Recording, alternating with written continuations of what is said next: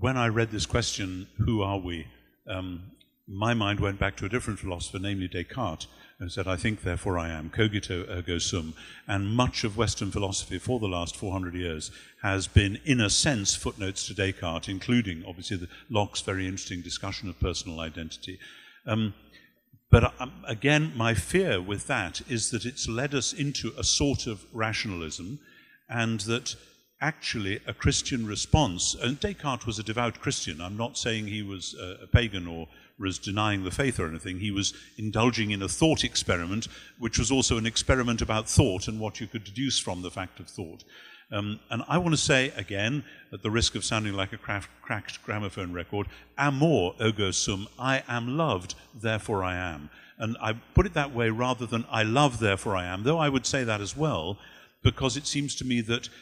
as humans, we discover who we are when somebody loves us or some creature loves us. It might be a dog, it might be some other non-human creature who makes us feel more truly who we are, but ideally in some kind of a family or friendship or ecclesial or communal context, we discover who we are because of other people's love at whatever level. And it seems to me that has to do with the Christian idea, which in the nature of the case is not just a Christian idea, but sheds light on other things, of being made in order to be part of a community, of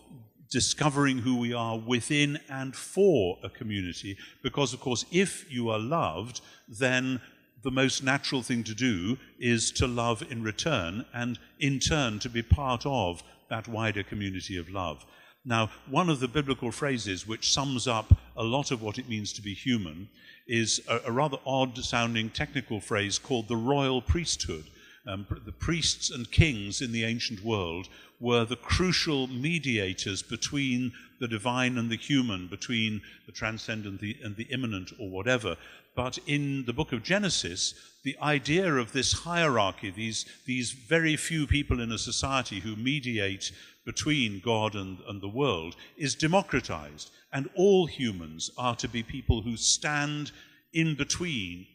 at the convergence of heaven and earth, with heaven seen here not a la the Epicureans as a long way away, but a la the Jews as the thing which is the other dimension, which is mysterious, which is around us, and which actually desires to make its home with us, so that as Jesus taught us to pray, thy kingdom come on earth as in heaven. So for me, humans are discovering constantly who they are by loving and particularly by being loved, and in that process stand at the intersection of heaven and earth with responsibilities, as it were, in both directions. And the responsibility of caring for other creatures, which you approached in what you said through the Buddhist idea, I'm not quite sure how that emptying of self really works, but maybe you can say more about that. For me, it's more about actually discovering the extraordinary value of a self, but the paradoxical value, because the most important thing you can do with yourself is to give it away, and that is what love is all about.